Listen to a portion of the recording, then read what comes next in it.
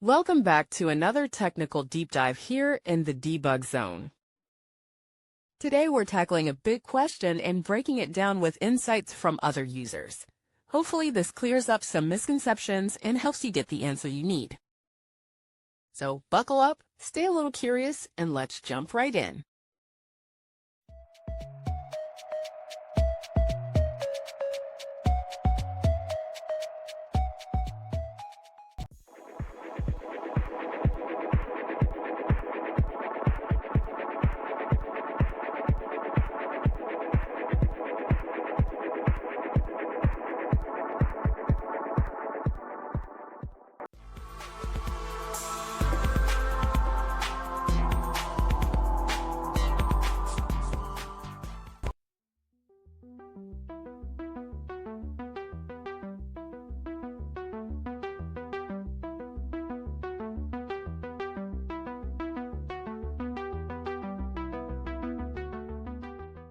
And that's a wrap.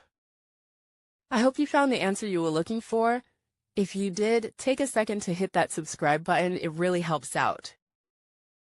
And let me know in the comments which solution worked best for you. See you next time in the debug zone.